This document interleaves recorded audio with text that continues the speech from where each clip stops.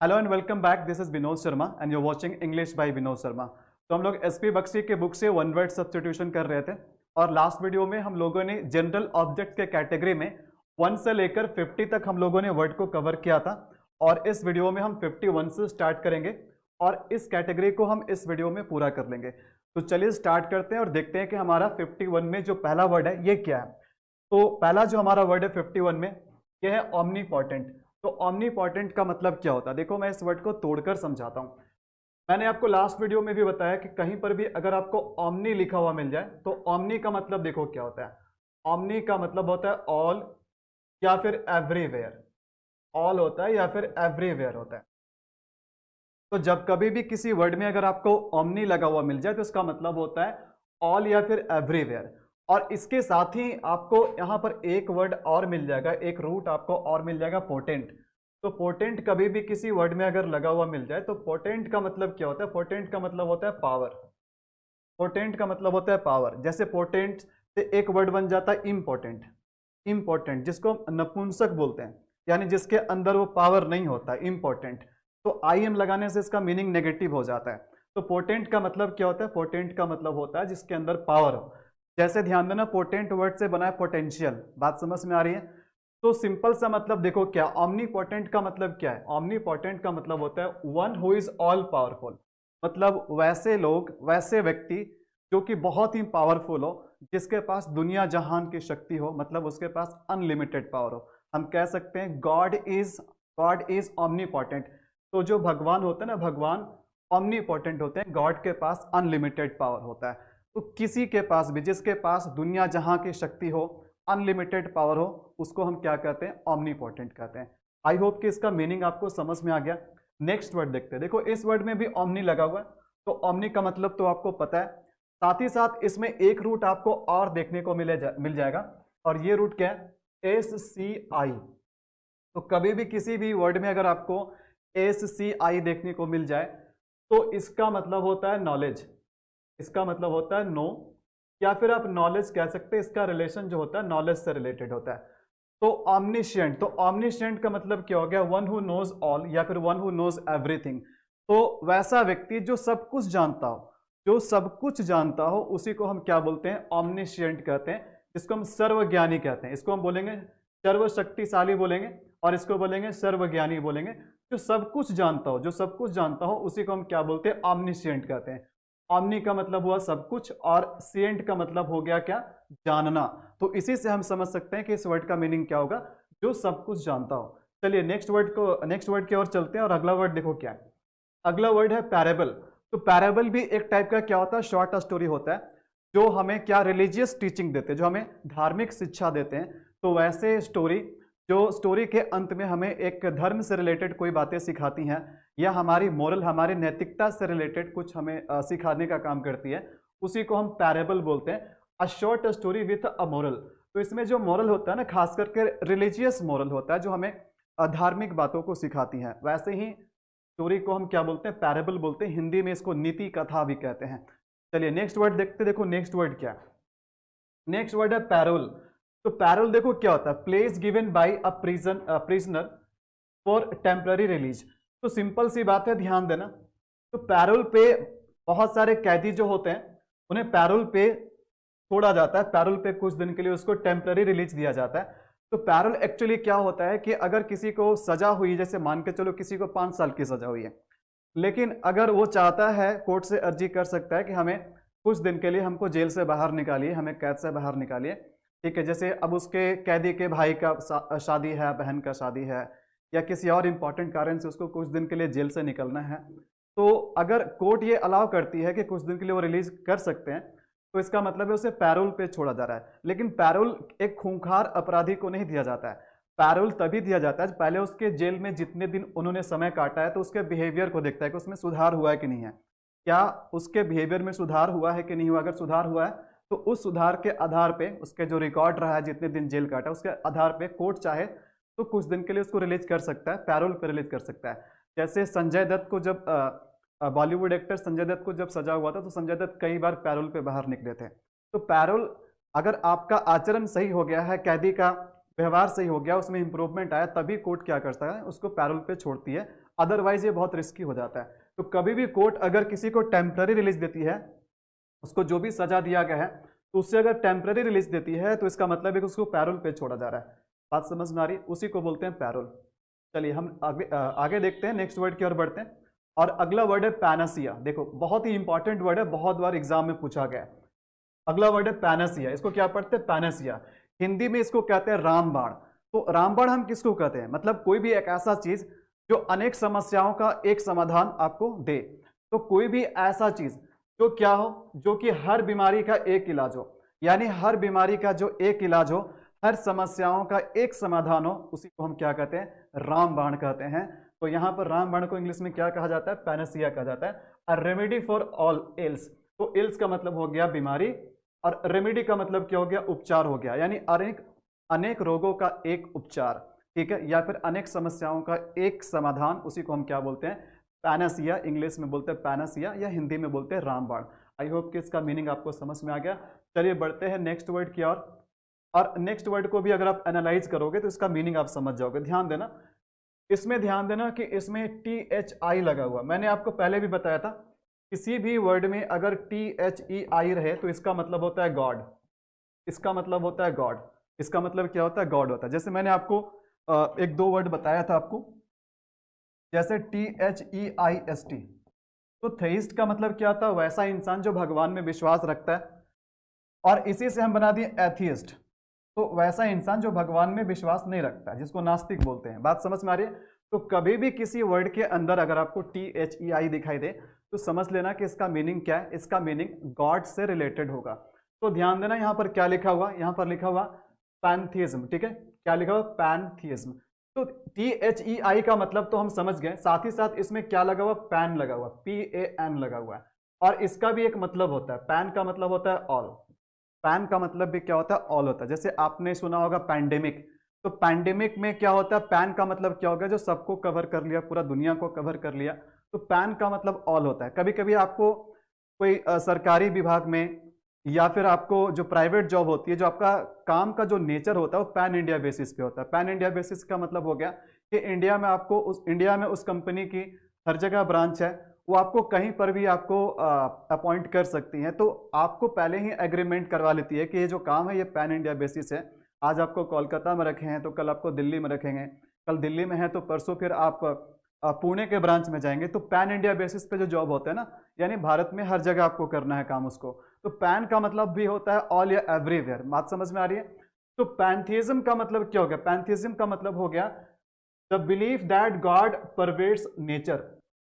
मतलब देखो क्या हो गया, ये विश्वास, ये आस्था कि भगवान जो होते हैं वो हर जगह होते हैं। भगवान पूरे प्रकृति में होते हैं, भगवान कण कण में होते हैं। मतलब भगवान आपको हर जगह मिल जाएगा। एक तो मीनिंग इसका ये हो गया, और दूसरा मीनिंग क्या हुआ? Belief in all types of gods. Belief in all gods, जिसको क्या बोलते हैं? सर्वेश्वरवाद बोलते हैं ना। मतलब हर तरह के भगवान में जब विश्वास रखते हैं उसको क्या बोला जाता है? पैंथिज्म बोला जाता है। जैसे अगर कोई एक भगवान में विश्वास रखते हैं उसको मोनोएथिज्म बोला जाता है, जिसको एकेश्वरवाद बोलते हैं। और सभी तरह के भगवान में जहां पर बिलीफ हो उसको क्या बोलते हैं? पैंथिज्म बोलते हैं। और इसका इनडायरेक्ट मीनिंग क्या हो गया? अगर सभी तरह के भगवान में विश्वास है तो इसका एक इनडायरेक्ट मीनिंग ये हो गया कि भगवान जो है वो क्या करते हैं? परवेड का मतलब होता है मौजूद रहना। तो भगवान जो है ना प्रकृति में मौजूद रहते हैं, मतलब भगवान हर जगह मिलेंगे आपको, कण कण में मिलेंगे। बस आपको उनसे मिलने की जरूरत है, भगवान से आपको जुड़ने की जरूरत है, कनेक्ट होने की जरूरत है। बात समझ में आ रही है? तो आई होप कि इसका मीनिंग आपको आसानी से समझ में आ गया, क्योंकि हम इसको रूट वाइज इसको तोड़ करके समझे हम लोगों ने। मैंने आपको कैसे समझाया? इसको तोड़ करके समझाया। चलिए नेक्स्ट वर्ड देखते हैं। नेक्स्ट वर्ड क्या? पेडेंटिक है। देखो पेडेंटिक हम वैसे इंसान को बोलते हैं जो छोटे छोटे डिटेल पे भी बहुत ज्यादा वरीड हो जाते हैं, ज्यादा केयर करते हैं। तो वैसे इंसान जो छोटे छोटे जो मतलब कोई भी छोटा छोटा गलती या डिटेल जिसको इग्नोर भी किया जा सकता है, वैसा इंसान जो छोटे छोटे इग्नोर करने वाले गलती को भी इग्नोर नहीं कर सकते हैं, वैसे इंसान को पेडेंटिक बोलते हैं। और बेसिकली पेडेंटिक जो लोग होते हैं ना, ये बहुत ही नॉलेजेबल होते हैं, इस कारण से छोटे छोटे बातों पे भी ध्यान देते रहते हैं।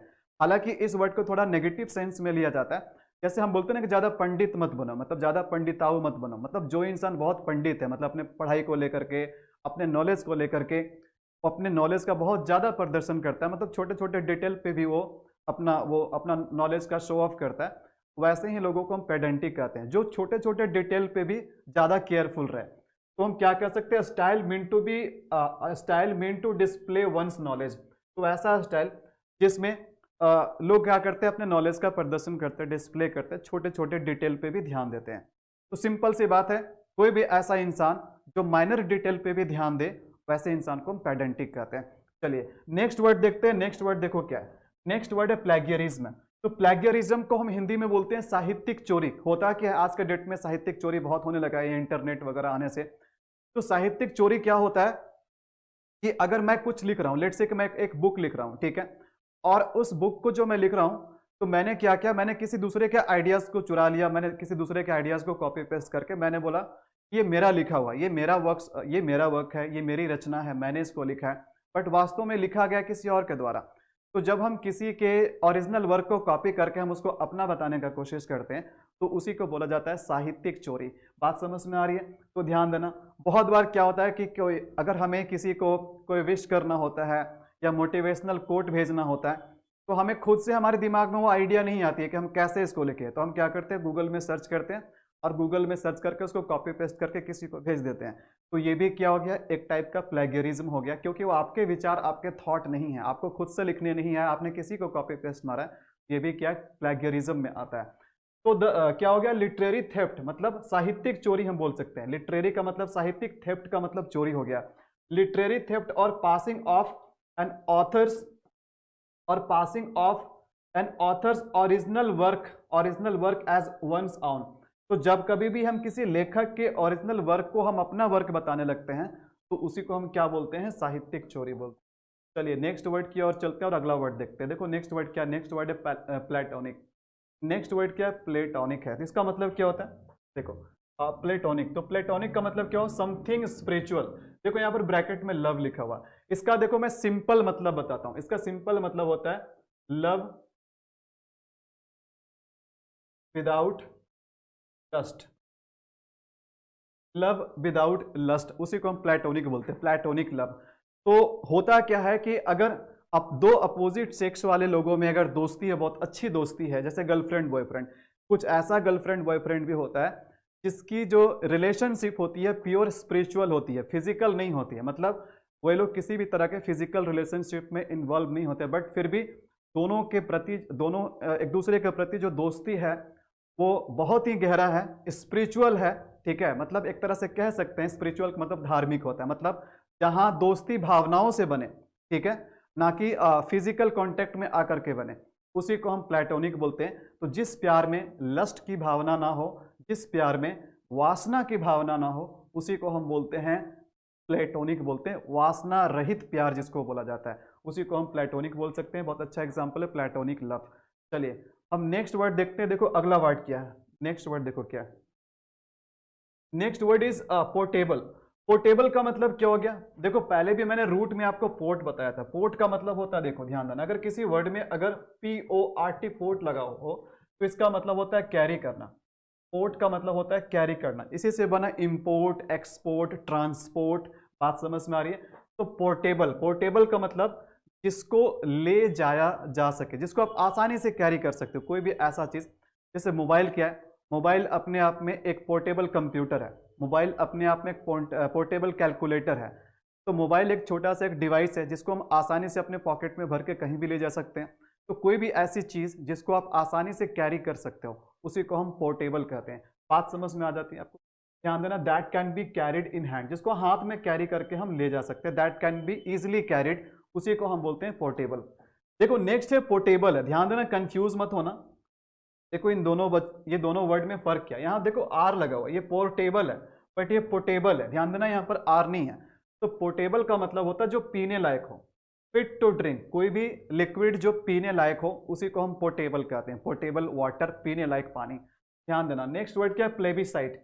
प्लेबिसाइट को हम हिंदी में बोलते हैं जनमत संग्रह। जनमत संग्रह का मतलब क्या होता है, कभी कभार क्या होता है कि कोई भी ऐसा क्वेश्चन आ जाता है, कोई भी ऐसी स्थिति आ जाती है, किसी एक चीज पे डिसीजन लेना होता है, बट ये सारा डिसीजन हम किस पे छोड़ देते हैं, जनता पे छोड़ देते हैं। भाई जनमत संग्रह, जहां पर देखो जन का मतलब हो गया जनता, मत का मतलब हो गया उसका वोटिंग, तो जहां पर जनता का वोटिंग रिक्वायर्ड हो, उसी को हम जनमत संग्रह कहते हैं। बहुत बार आपने देखा होगा कश्मीर के मुद्दे पे बहुत बार पाकिस्तान की तरफ से ही ऐसा बोला गया है कि आप जनमत संग्रह करवा लीजिए कि वहाँ के लोग किसके साथ जाना पसंद करते हैं, भारत के साथ या फिर पाकिस्तान के साथ। या बहुत बार ऐसे जगह है जहाँ विवादास्पद है, मतलब डिस्प्यूट है, तो ऐसे जगह पे एक डिसीजन लेने के लिए सरकार जहाँ पर खुद से डिसीजन नहीं ले पाती है ना, वहाँ पर क्या होता है, लोगों पे छोड़ दिया जाता है कि लोग वोटिंग में क्या कहते हैं। तो कोई भी ऐसा चीज़ हो जिसके लिए हमें पब्लिक का मत चाहिए, पब्लिक का वोटिंग चाहिए, तो हम एक पब्लिक लेवल पे क्या करते हैं, एक डायरेक्ट वोटिंग कराते हैं, ठीक है, कि पब्लिक का ओपिनियन क्या है, तो उसी को हम क्या बोलते हैं, प्लेबिसाइट कहते हैं, यानी जनमत संग्रह कहते हैं। बात समझ में आ रही है? A decision made by public voting, तो कोई भी ऐसा डिसीजन जो किसके द्वारा लिया जाता है, पब्लिक वोटिंग के द्वारा लिया जाता है, उसी को हम प्लेबिसाइट यानी हिंदी में जनमत संग्रह कहते हैं। चलिए नेक्स्ट वर्ड देखते हैं। देखो नेक्स्ट वर्ड क्या है, नेक्स्ट वर्ड इज सूडोनिम। देखो इसको बोलते हैं सूडोनिम बोलते हैं, इसको हम क्या बोलते हैं, सूडोनिम बोलते हैं। तो देखो यहाँ पर एक रूट लगा हुआ है सूडो, देखो सूडो का मतलब होता है फेक। जब भी हम बोलते हैं सूडो, PSEQDO, सूडो, तो इसका मतलब फेक होता है, इसका मतलब डुप्लीकेट होता है या फेक होता है। और किसी भी वर्ड में अगर आपको ओनिम लगा हुआ मिल जाए तो ओनिम का मतलब नेम होता है। तो यानी कि इसका मतलब क्या हो गया, इसका मतलब हो गया an imaginary name assumed by an author. तो जब भी कोई एक ऑथर, खास करके देखो, खास करके ये काम कौन करते हैं, कोई लेखक करते हैं, ऑथर करते हैं। अगर किसी स्टोरी में, अगर कोई लेखक कोई स्टोरी लिखते हैं और खुद ही उस स्टोरी में कैरेक्टर बन जाते हैं, तो ऑथर क्या करते हैं, वो ऑथर अपना ओरिजिनल नाम ना दे करके कोई काल्पनिक नाम दे देते हैं। तो कभी कभी होता क्या है कि ऑथर अपना ओरिजिनल नाम यूज नहीं करता, instead of using his original name he uses N imaginary name, उसी को हम सूडोनिम कहते हैं, ठीक है। तो ध्यान देना, जैसे कि ऐसे बहुत सारे राइटर हुए, आपने कमला दास के बारे में सुना होगा। कमला दास का एक पोइट्री है माय मदर एट 66। तो कमला दास का जो कमला दास नाम जो है सूडोनिम है, एक तरह से हम पेन नेम कह सकते हैं। कमला दास का जो ओरिजिनल नाम है, ओरिजिनल नाम है माधवी कुट्टी। जैसे आपने गुलजार साहब का नाम सुना होगा, बहुत सारे गुलजार साहब ने बहुत सारे शायरी लिखे हैं। तो गुलजार साहब का ओरिजिनल नाम गुलजार नहीं है, उनका ओरिजिनल नाम है संपूर्ण सिंह कालरा।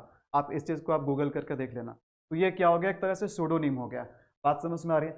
चलिए नेक्स्ट वर्ड हम देखते हैं। नेक्स्ट वर्ड देखो क्या है, नेक्स्ट वर्ड है क्वारंटीन। अब बताओ कि कोरोना आने के बाद कौन सा ऐसा व्यक्ति है जो कि क्वारंटीन के बारे में नहीं जानता हो, जो इस वर्ड से अवेयर ना हो। तो क्वारंटीन का मतलब होता है बेसिकली जब हम चीज़ों को, लोगों को या प्लांट्स को या फिर एनिमल्स को, जब हम उसको सेपरेट रखते हैं, उसको आइसोलेट करके रखते हैं ताकि उस तक इन्फेक्शन ना पहुंच पाए। तो कुछ दिनों के लिए जब हम किसी चीज़ को एकांत में रखते हैं, आइसोलेशन में रखते हैं, तो उसी को हम बोलते हैं क्वारंटीन करना। एन एक्ट ऑफ सेपरेशन, मतलब सेपरेट करने की जो ये होता है, एक्ट होता है फ्रॉम पर्सन टू अवॉइड। तो हम लोगों से अगर उसको अलग करके रखने का कोशिश करते हैं टू अवॉइड इन्फेक्शन, तो उसी को हम क्या बोलते हैं, क्वारंटीन बोलते हैं। बात समझ में आ रही है? आई होप कि इसका मीनिंग आपको क्लियर हो गया होगा। चलिए नेक्स्ट वर्ड की ओर बढ़ते हैं। देखो नेक्स्ट वर्ड क्या है, नेक्स्ट वर्ड है क्वाड्रुपेड। नेक्स्ट वर्ड है क्वाड्रुपेड। देखो क्वाड्रुपेड का मतलब क्या होता है, कभी भी किसी वर्ड में अगर क्वाड मिल जाए ना, तो क्वाड का मतलब चार होता है। कभी भी क्वाड मिल जाए तो क्वाड का मतलब चार होता है। तो क्वाड्रुपेड का मतलब होता है एन एनिमल विथ 4 फीट, मतलब एक ऐसा जानवर जिसका चार पैर हो, जिसको हिंदी में बोलते हैं चौपाया। क्या बोलते हैं? गाय एक चौपाया जानवर है।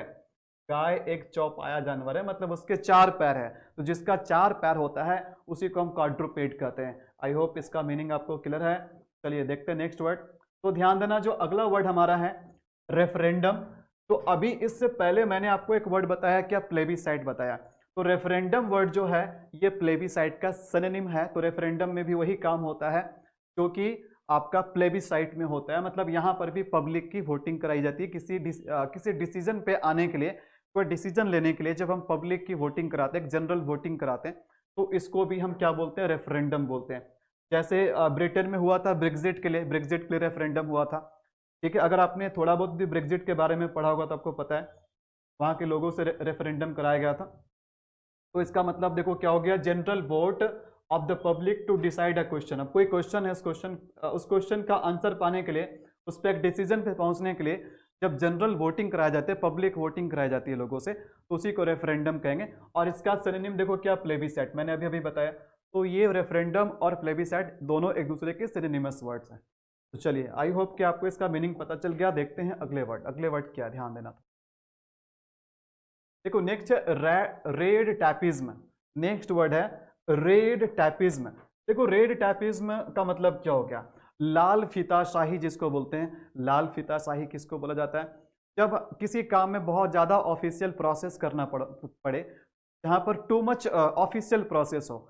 और होता क्या, जैसे सिंपल सी बात है, अगर आप कोई ऑफिशियल काम कर रहे हो, खास करके अगर आप कोई सरकारी काम कर रहे हो, जैसे कहने का मतलब है अगर सरकार से अगर आपको 1 रुपया भी लेना हो ना, तो उसके लिए आपको 14 जगह साइन करना पड़ेगा। जब आप अपना पैसा जमा करने जाते हैं बैंक में, तो बहुत ज़्यादा फॉर्मेलिटी नहीं होता है, एक जगह साइन करते हैं और अपना पैसा जमा कर देते हैं।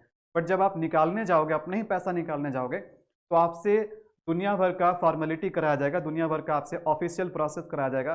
20 जगह आपसे साइन करवाएंगे, तब जाकर के आपके पैसे आपको वापस मिलेगी। तो लाल फीताशाही हम उसको बोलते हैं जहां पर बहुत ज़्यादा फॉर्मेलिटी हो, बहुत ज़्यादा ऑफिशियल प्रोसेस हो, जिससे होता क्या कि काम में और देर हो जाता है, किसी भी काम में और डिले हो जाता है। मतलब लेट बोलते हैं लेट लतीफ़ी वाला काम। तो लेट लतीफ़ी वाला काम कैसे होता है? जहां पर लाल फीताशाही हो, जहां पर टू मच ऑफिशियलिज्म हो।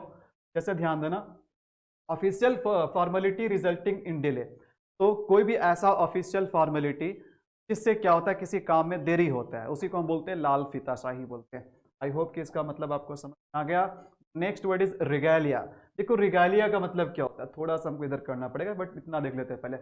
रिगालिया देखो हम किसी ड्रेस को बोलते हैं, किसी एक विशेष टाइप के ड्रेस को बोलते हैं जो हम किसी ओकेजन, किसी विशेष समारोह में पहनते हैं। जैसे आपने कन्वोकेशन के बारे में सुना होगा, जैसे हम हिंदी में बोलते हैं दीक्षांत समारोह। जब आप डॉक्टरेट कर लेते हैं, PhD कर लेते हैं, या फिर आप अपना डिग्री हासिल कर लेते हैं, तो आप कॉलेज के दीक्षांत समारोह में जाते हैं अपना डिग्री लेने के लिए। तो आप एक विशेष तरह के गाउन पहन करके जाते हैं। उस गाउन में हो सकता है कि मेडल भी लगा हो, ठीक है। तो कोई भी एक ऐसा विशेष ड्रेस, ध्यान देना,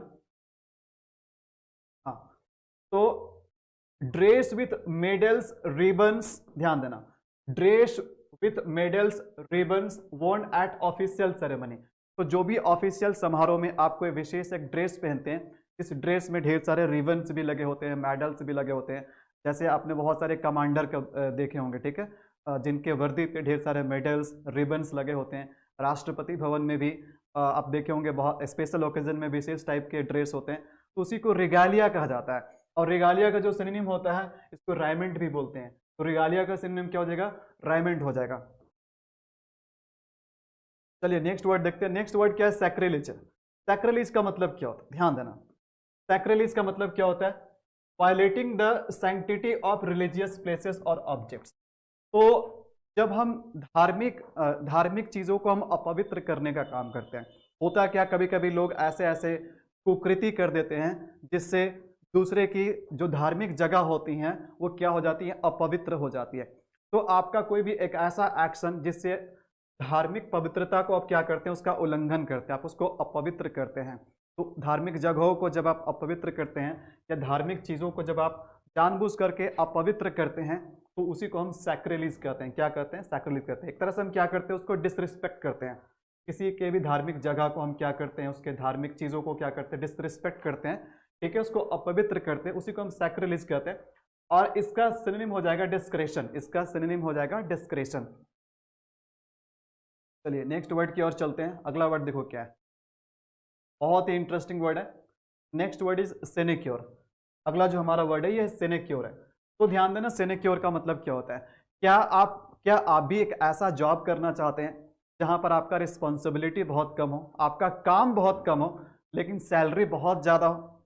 हर इंसान का ये सपना होता है, काश मेरे पास ऐसा जॉब होता जहां पर काम कुछ भी ना हो, लेकिन सैलरी बहुत ज़्यादा मिले, आराम केवल करे, सैलरी ज़्यादा मिले। कोई भी लोग अपने बच्चों को सरकारी स्कूल में भेजना नहीं चाहता है, लेकिन हर कोई सरकारी टीचर जरूर बनना चाहता है। क्यों? क्योंकि पता है कि सरकारी टीचर जब एक बार बन जाएंगे तो वहाँ पर पढ़ाना कुछ भी नहीं है, एकदम से आराम करना और ढेर सारा सैलरी भी मिल जाएगा। तो इसी टाइप के जॉब को हम क्या बोलते हैं? सिनेक्योर बोलते हैं। तो कोई भी ऐसा जॉब जिसमें रिस्पॉन्सिबिलिटी बहुत कम हो लेकिन सैलरी बहुत ज़्यादा हो, मतलब ऐसे काम जहाँ केवल साइन किए और सैलरी लिए और अपना घर चल दिए। तो केवल कैसा जॉब, देखो कैसे याद करो, साइन किए और मेरा काम हो गया और हमको सैलरी मिल गया। तो ऐसे ही जॉब को क्या बोलते हैं, सिनेक्योर बोलते हैं। A job with high salary but little responsibility, कोई भी ऐसा जॉब जहां पर काम बहुत कम हो, जिम्मेदारी बहुत कम हो, लेकिन सैलरी बहुत कम हो, केवल साइन किए यानी सिनेक्योर और अपना सैलरी लिए और चल दिए। आई होप कि इसका मीनिंग आपको समझ में आ गया। चलो नेक्स्ट वर्ड देखते हैं। देखो नेक्स्ट वर्ड क्या है, नेक्स्ट वर्ड इज सॉलिलोकी। सॉलिलोकी का मतलब क्या हुआ, देखो ध्यान देना। सॉली वर्ड बना है सॉलिटरी से, तो सॉली यानी सॉलिटरी या सोलो से बना, तो सोलो का मतलब एक होता है, अकेला होता है, और LOQ लोक का मतलब बोलना होता है। तो जिसको बोलते हैं एकांत भाषण बोलते हैं। कभी कभी इंसान क्या होता है कि इंसान खुद से ही बात करता है अकेले में।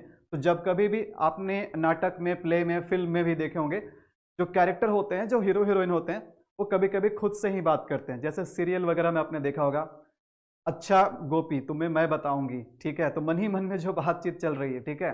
तो जब कभी भी आप अकेले एकांत में बैठ करके खुद से ही बात करते हैं, तो उसी को हम कहते हैं सोलिलोकी बोलते हैं। क्या बोलते हैं, सोलिलोकी बोलते हैं। A speech made when one is alone, तो कोई भी ऐसी भाषण जो वो खुद से करता है, बात करता है जब वो अकेला हो, तो जिसको हिंदी में एकांत भाषण बोलते हैं, उसी को सोलिलोकी बोला जाता है। तो नेक्स्ट क्या, नेक्स्ट वर्ड है सपोरोफिक। तो सपोरोफिक का मतलब क्या होता है, इसका मतलब होता है कोई भी ऐसा चीज जो आपको नींद लाने का काम करे। जो नींद लाने वाली चीजें होती हैं उसको सपोरोफिक बोलते हैं। तो नींद लाने वाला एक स्पेशल टैबलेट भी होता है, दवा भी होता है, a medicine that induces sleep. तो एक ऐसी दवा जो आपको नींद लाती है उसको क्या बोलते हैं, उसको सपोरोफिक बोलते हैं। तो कोई भी ऐसी चीज या दवा जो नींद लाने का काम करे उसको हम सपोरोफिक कहते हैं। चलिए नेक्स्ट वर्ड देखो क्या है, नेक्स्ट वर्ड है सोवेनियर। इसको बोलते हैं सोवेनियर बोलते हैं। तो सोवेनियर का मतलब क्या होता है, सोवेनियर का मतलब देखो सिंपल सा मतलब क्या हुआ, आप अपने लाइफ में किसी एक जगह घूमने जाते हैं, कहीं जाते हैं, और उस जगह से आप कुछ खरीद लेते हैं एक निशानी के रूप में, ताकि जब हम कभी भी याद करें तो उस चीज को देख करके मुझे याद आ जाए कि हाँ हम इस जगह पे गए थे एक समय। तो जब आप कोई भी चीज, ऐसा चीज खरीद लेते हैं जो कि आपका वो निशानी रहता है, एक मोमेंटो रहता है जो आपको याद दिलाए, जो फ्यूचर में आपको याद दिलाने का काम करे, तो उसी निशानी को क्या बोलते हैं, सोवेनियर कहते हैं। तो कोई भी चीज, कोई भी ऐसी वस्तु हो सकती है जिसको आप रखते हैं बहुत संभाल करके याद करने के लिए, जो आपको किसी का याद दिलाए, किसी चीज का याद दिलाए, उसी को हम क्या बोलते हैं, सोवेनियर कहते हैं। A thing kept in memory of an event, इसका सिनोनिम मोमेंटो होता है। तो जब भी आप मेमोरी के लिए कोई चीज को रखते हैं अपने पास, उसी को सोवेनियर कहा जाता है। आई होप इसका मीनिंग आपको क्या। चलिए नेक्स्ट वर्ड की ओर चलते हैं। Next word is swan song.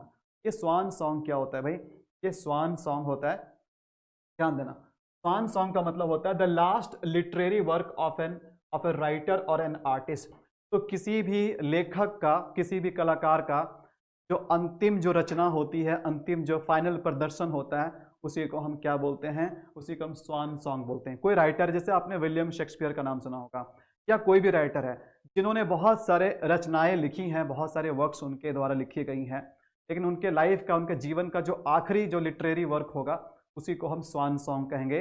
ठीक है, जैसे विलियम शेक्सपियर का माना जाता है कि द टेम्पेस्ट, जो कंप्लीटली विलियम शेक्सपियर के द्वारा ही लिखा गया है, the Tempest is the swan song of William Shakespeare. या कोई भी लेखक का जिनके द्वारा लिखी गई अंतिम किताब हो, अंतिम लिटरेरी वर्क हो, उसी को हम क्या बोलते हैं, स्वान सॉन्ग बोलते हैं। आई होप कि इसका मीनिंग समझ में आ गया। देखो नेक्स्ट वर्ड क्या है, सोलर है। मैंने इससे पहले आपको लूनर बताया था। तो लूनर का मतलब क्या होता है, लूनर का मतलब होता है जो चंद्रमा से रिलेटेड हो, जो चांद से रिलेटेड हो। और सोलर का मतलब जो सन से रिलेटेड हो, जो सूर्य से रिलेटेड हो, जिसे सोलर इक्लिप्स बोलते हैं, सूर्य ग्रहण, और चंद्र ग्रहण को लूनर इक्लिप्स बोलते हैं। तो बहुत ही सिंपल सा मीनिंग है, बहुत ज्यादा इसमें दिमाग लगाने की जरूरत नहीं है। देखो नेक्स्ट वर्ड देखो क्या, नेक्स्ट वर्ड है transparent. Next word is transparent. Transparent को हिंदी में बोलते हैं पारदर्शी। पारदर्शी का मतलब कोई भी ऐसा चीज, मतलब कोई भी, जैसे शीशा हो गया, एक शीशा ऐसा होता है जो कि ट्रांसपैरेंट होता है। हम मतलब आर पार की चीजों को देख सकते हैं। यानी जैसे जो मैं ग्लास पहना हूं, ये ग्लास क्या ट्रांसपैरेंट है, तभी मैं आपको देख पा रहा हूं, आपको देख पा रहा हूं, मैं कैमरे को देख पा रहा हूं। तो कोई भी चीज जो कि ट्रांसपैरेंट हो, जिसके आर पार आप देख सकते हैं, उसी को हम क्या बोलते हैं, ट्रांसपैरेंट बोलते हैं। मतलब that can be seen through, मतलब जिसको आर पार, हम जिसके आर पार देख सकते हैं, ठीक है, उसी को ट्रांसपैरेंट कहते हैं। और इसका अपोजिट क्या होता है, इसका अपोजिट ओपेक होता है। अब जैसे जब मैं पढ़ा रहा हूं, बीच में अगर एक दीवार खड़ा हो जाए, तो शायद मेरा जो कॉन्टैक्ट है ना कैमरे से नहीं बन पाएगा, क्योंकि दीवार क्या होते हैं, दीवार जो होती हैं वो ओपेक होती हैं। तो जिसके आर पार आप नहीं देख सकते हैं, उसको हम क्या बोलते हैं, ओपेक कहते हैं, ये इसका क्या है, अपोजिट वर्ड है। और ध्यान रखना ट्रांसपेरेंट का अपोजिट वर्ड एग्जाम में बहुत बार पूछता है, तो ट्रांसपेरेंट का अपोजिट वर्ड हो जाएगा ओपेक। ये बात आपको समझ में आई। नेक्स्ट वर्ड इज वेनियल, इसको बोलते हैं वेनियल। वेनियल का मतलब क्या होता है? वेनियल का मतलब होता है a slight fault that can be forgiven, मतलब एक छोटी मोटी गलती, एक छोटी मोटी मिस्टेक जिसको माफ किया जा सकता है। तो कोई भी ऐसा छोटा सा गलती जिसको हम फॉरगिव कर सकते हैं, जिसको माफ कर सकते हैं, क्षमा कर सकते हैं, उसी को वेनियल बोला जाता है। देखो नेक्स्ट क्या है, नेक्स्ट है वर्बेटिम। वर्बेटिम का मतलब क्या होता है? वर्बेटिम का मतलब होता है कि जब आप किसी चीज को दोहराते हैं, किसी स्पीच को, किसी भाषण को, किसी शब्द को, अगर आप या फिर किसी सेंटेंस को जब आप दोहराते हैं, लेकिन वर्ड फॉर वर्ड आप दोहराते हैं। वर्ड फॉर वर्ड का मतलब देखो क्या होता है, ध्यान देना, रिपीटिशन ऑफ अ स्पीच और राइटिंग।